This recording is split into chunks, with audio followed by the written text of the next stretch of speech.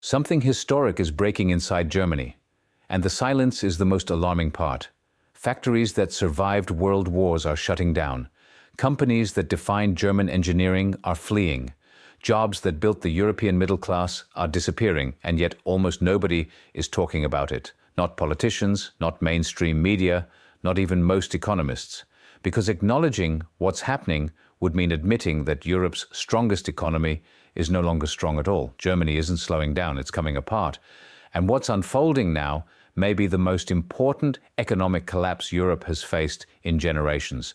To understand how serious this is, you have to strip away the language of press releases and official optimism and look at what Germany's industrial core is actually doing. Volkswagen just announced it will permanently close 3 factories inside Germany. Not relocate them, not pause production, close them. This has never happened before. In 87 years of operation, through bombed-out cities, post-war shortages, reunification chaos, and financial crises, Volkswagen never shut down German plants. Until now. These factories didn't just employ workers, they anchored entire regions. Tens of thousands of direct jobs. Tens of thousands more across suppliers, logistics, services. When a Volkswagen plant closes, an ecosystem collapses with it. BASF tells an even darker story. This isn't a struggling company. BASF is the largest chemical producer in the world. Chemicals sit at the base of every industrial value chain. Plastics, pharmaceuticals, fertilizers, industrial inputs. If chemicals become uncompetitive, manufacturing collapses above them, explains it bluntly. Germany is no longer viable for energy-intensive production. BASF is permanently shrinking operations at its flagship German complex and moving production to China and the United States. Permanently, that word matters, because temporary downturns recover. Permanent closures do not. Siemens is cutting thousands of jobs. Bosch is doing the same. Steel producers are on the edge of insolvency. German industrial output has fallen month after month. Orders are collapsing.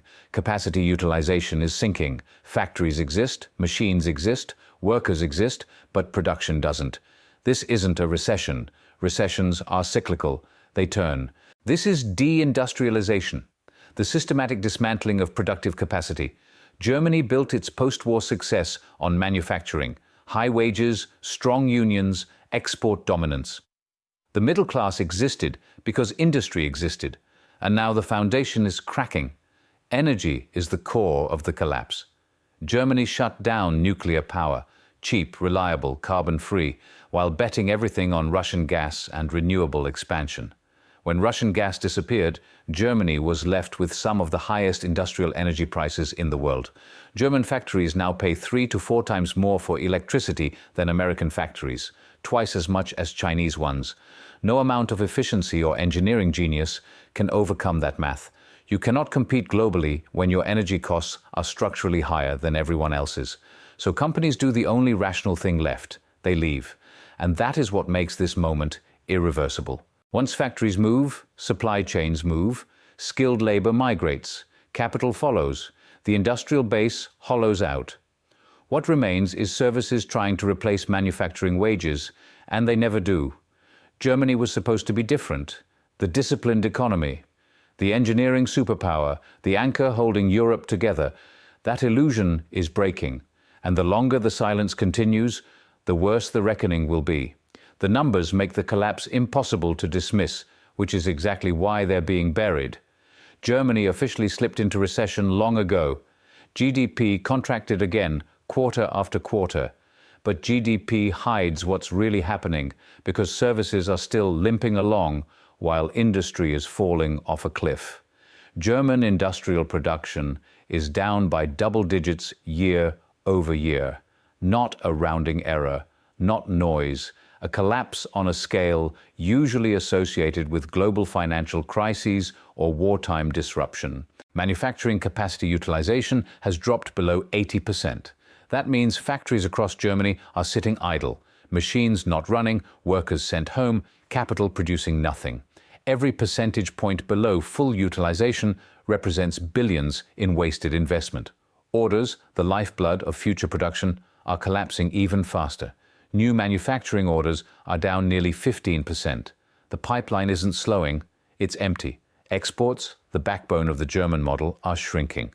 For an economy that lives and dies by selling to the world, declining exports are an existential threat. Germany doesn't have a massive domestic consumer economy to fall back on.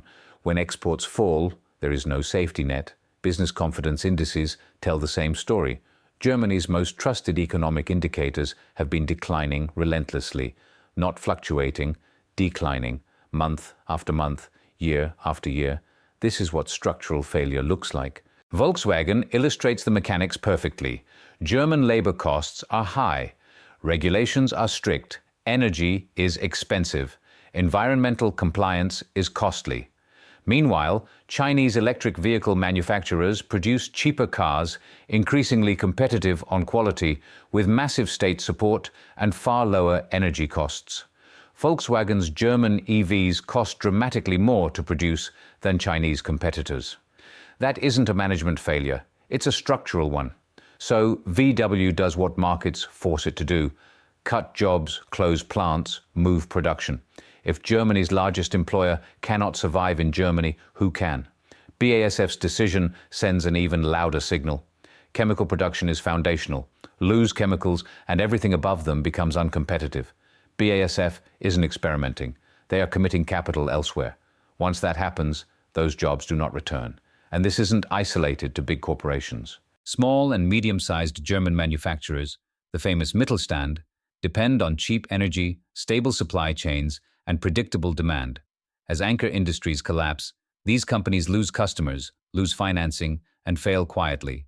No headlines, just bankruptcies. The political response has been denial wrapped in optimism. Government officials announce transition funds, innovation strategies, green subsidies. Tens of billions here, tens of billions there. It sounds impressive until you compare it to the scale of the problem. You cannot subsidize your way out of structural uncompetitiveness. Germany built an economy optimized for cheap energy, stable exports, and global industrial dominance. That world no longer exists, and Germany has no replacement model ready, which brings us to the most dangerous consequence of all: the social collapse that follows industrial collapse.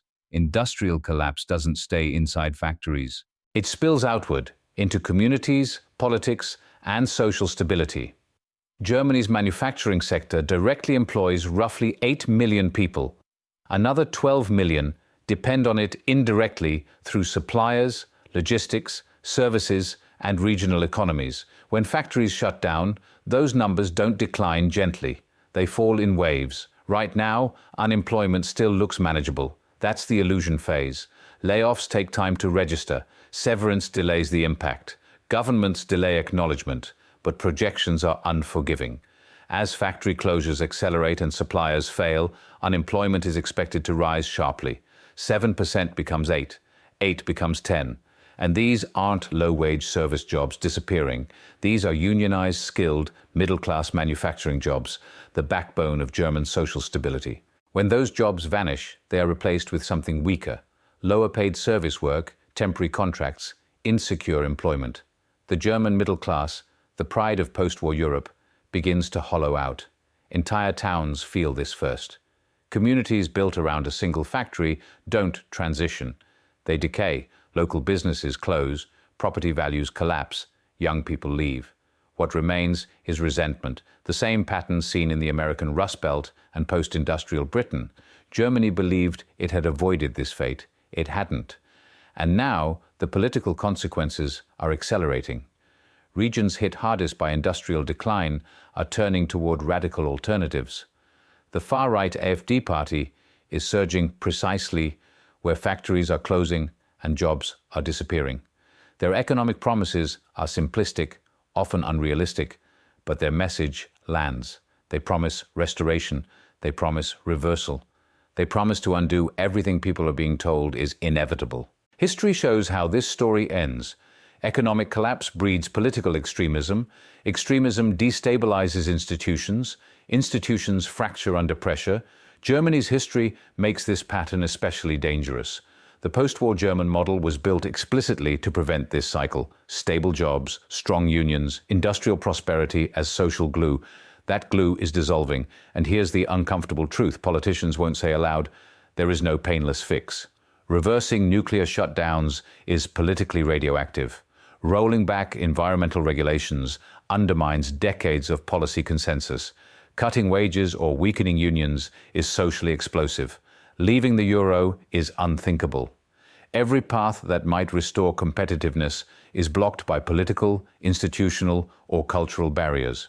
Germany is trapped by its own success, by decisions that made sense in one world and are catastrophic in another.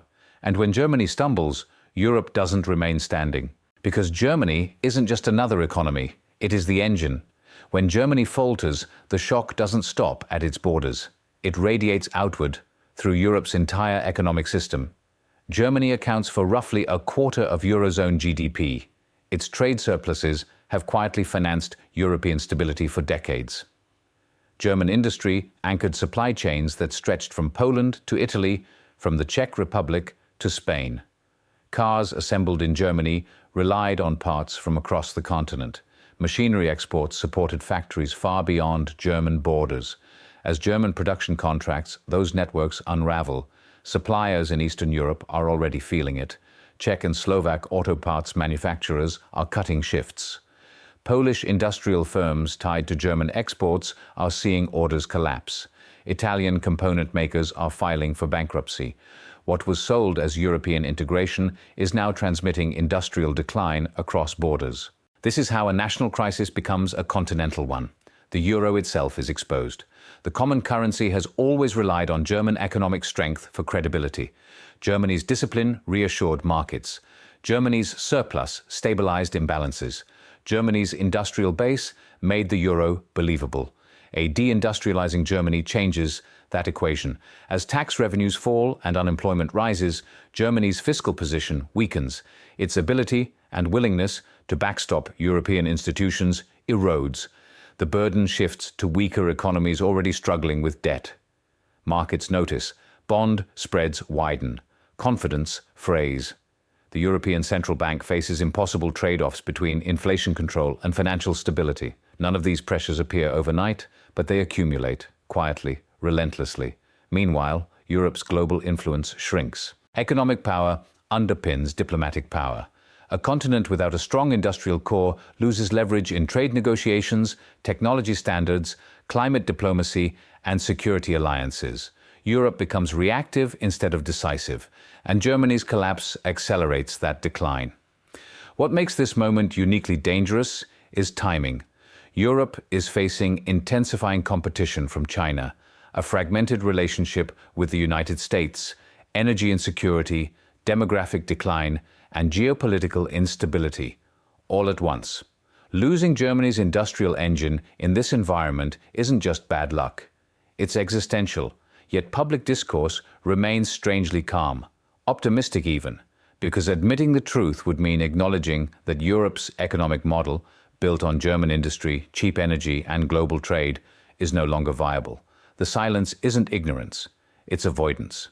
And history shows that avoidance never stops collapse. It only ensures that when the reckoning comes, it arrives faster, harder, and with fewer options left.